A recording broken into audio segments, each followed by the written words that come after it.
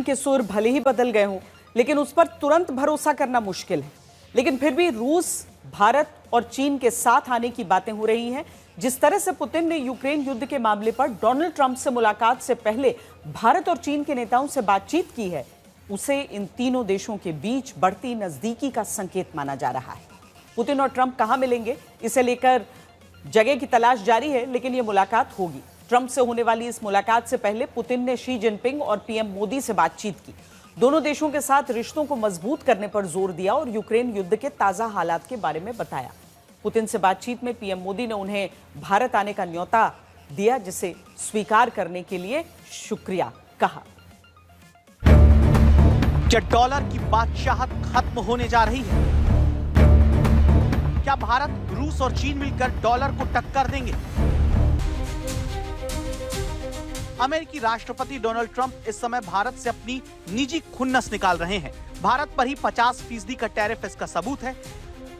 लेकिन फिलहाल चीन पर भले अभी ट्रंप नरम दिख रहे हो, पर ट्रंप को देखकर लग रहा है कि वो भारत, रूस और चीन पर हमलावर हैं। लेकिन भारत ने उनकी शर्तों के आगे न सिर्फ झुकने से इनकार कर दिया, बल्कि स्वदेशी को बढ़ावा देने का फैसला कर लिया। हम संकल्प लें कि हम मेक इन इंडिया प्रोडक्ट्स को ही बढ़ावा देंगे। हमारे घर में जो कुछ भी नया सामान आएगा, मैं नए सामान की बात कर रहा हूं, हमारे घर में जो भी नया सामान आएगा वो स्वदेशी ही होगा। ये जिम्मेदारी हर देशवासी को लेनी होगी। सवाल है, क्या भारत, रूस और चीन मिलकर अमेरिका की दादागिरी को खत्म कर सकते हैं? अमेरिका अगर महाशक्ति है तो डॉलर उसका ताज है, जो सारी दुनिया की करेंसी के तौर पर इस्तेमाल होता है। ट्रंप को डर है कि भारत, रूस और चीन मिलकर उसकी ये ताकत छीन सकते हैं। उनका ये डर भारत पर लगाए गए 50% टैरिफ से समझा जा सकता है, जिसके आगे झुकने से भारत ने इनकार किया है। हमारे लिए अपने किसानों का हित सर्वोच्च प्राथमिकता है।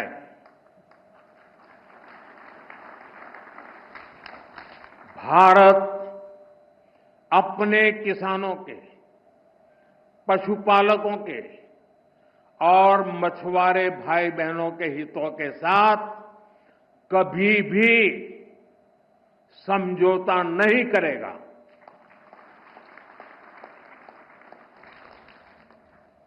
और मैं जानता हूं, व्यक्तिगत रूप से मुझे बहुत बड़ी कीमत चुकानी पड़ेगी, लेकिन मैं इसके लिए तैयार हूं। मेरे देश के किसानों के लिए, मेरे देश के मछुआरों के लिए, मेरे देश के पशुपालकों के लिए आज भारत तैयार है। अमेरिकी डॉलर को टक्कर देने के लिए भारत ने अब तक कोई बड़ा कदम नहीं उठाया, लेकिन रूस और चीन लंबे समय से इसे लेकर कोशिश कर रहे हैं। चीन ने अपने ज्यादातर साझेदारों से अपनी मुद्रा युआन में कारोबार बढ़ाना शुरू कर दिया है। रूस ने भी यूक्रेन युद्ध के बाद डॉलर में लेन देन को काफी हद तक कम किया है। वहीं भारत ने भी ईरान और रूस समेत कुछ देशों के साथ रुपए में लेन देन किया है। अमेरिका को डर है कि अगर ये तीनों देश अपनी अपनी करेंसी में कारोबार करने लगे तो डॉलर को कड़ी टक्कर दी जा सकती है। पिछले वित्त वर्ष 2024-25 में भारत का कुल अंतर्राष्ट्रीय व्यापार करीब 1.83 ट्रिलियन डॉलर के आसपास रहा। चीन ने पिछले वित्त वर्ष में 7.56 ट्रिलियन डॉलर का दुनिया में कारोबार किया।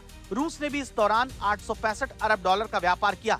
अगर तीनों देशों के कारोबार को जोड़ दें तो ये करीब 10 ट्रिलियन डॉलर से भी ज्यादा का हो जाता है, जो अमेरिका के 60 ट्रिलियन डॉलर से कहीं ज्यादा है।